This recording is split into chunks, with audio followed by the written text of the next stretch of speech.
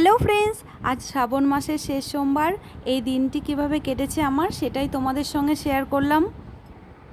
তো আমি তো মহাদেবের ভক্ত, তো আমার মতো অনেক ভক্ত আছে, তাদের তোমাদের দেখাচ্ছি।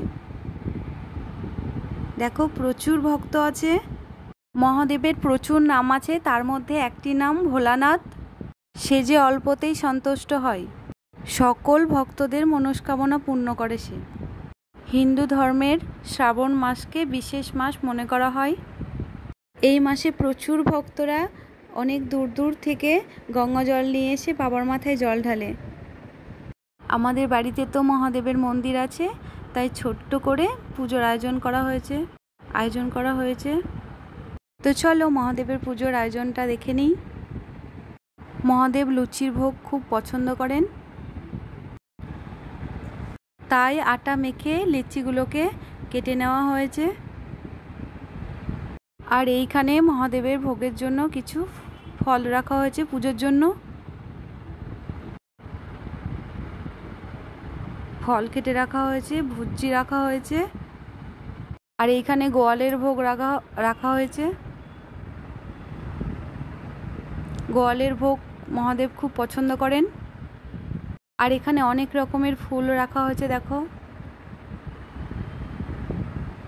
পদ্ম, করবল্লী, গাঁদা, জবা, শিউলি, আকন্দ, ধুতুরো, বেলপাতা, নীল অপরাজিতা, দুব্ব, আর তুলসী তো রাখা হয়েছে পুজোর জন্য, কিন্তু তুলসী তো শিবের পুজোয় লাগে না। এই যে দেখো মন্দিরটা, পুজো হবে তো তাই জন্য দুই পাশে দুটো কলা গাছ রেখে দেওয়া হয়েছে।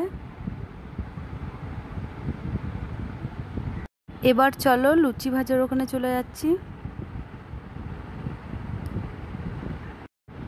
লুচিগুলোকে বেলে নিচ্ছি এক এক করে।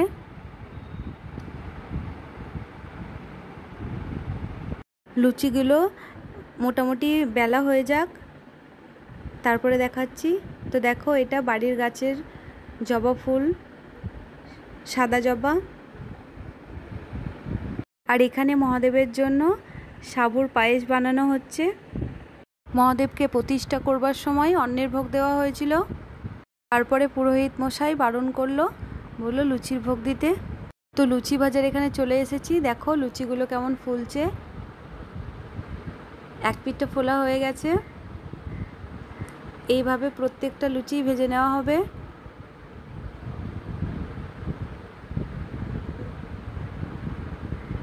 এটা শুধুমাত্র ভোগের লুচি, সেই জন্য অল্প করে বানানো হয়েছে, প্রসাদের জন্য পরে বানানো হয়েছে। তো দেখো ভোগের লুচিগুলো বানানো কমপ্লিট হয়ে গেছে। ভোগের লুচির সঙ্গে আলু ভাজা আর পটল ভাজাও দেওয়া হয়েছিল। এখানে 9 রকমের ফল কেটে রাখা আছে, সব জোগাড় হয়ে এসছে। এবার পুজো শুরু হবে।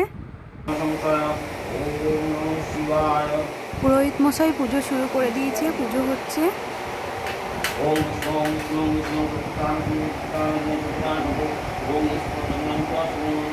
পুরোটা তো তোমাদের দেখাতে পারিনি, তাই ছোট্ট করে দেখিয়েছি।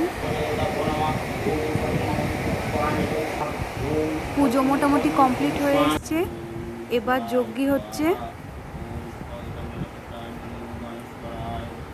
এই যে এটা পুরোহিত মশাই যজ্ঞ করছে।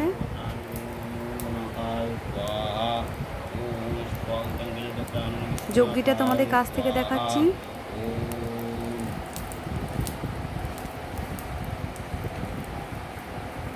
তো কমপ্লিট হয়ে এসেছে। সেদিন আমরা উপোস ছিলাম, প্রসাদ আর লুচি খেয়েছিলাম সন্ধ্যের পরে। পুজোর পরের দিন বাবার জন্মমাস বলে 1 হান্ডা খিচুড়ি রান্না করে বালকদের আর বড়দের খাওয়ানো হয়েছিল। আমি খিচুড়ি দেখালাম, তারপরে এখানে 5 তরকারি বানানো হয়েছিল। এই যে দেখো খিচুড়ি, আর পাশে আছে আমড়ার চাটনি। তোমরা যদি মহাদেবের ভক্ত হয়ে থাকো তাহলে লাইক করে দিও, সাবস্ক্রাইব করে দিও, আর পাশে থাকা বেলটি অন করে দিও। তো আমার এইভাবেই শ্রাবণ মাসের সোমবার পুজো কেটেছিল। তোমাদের যদি ভালো লেগে থাকে তাহলে কমেন্টে জানিও বন্ধুরা।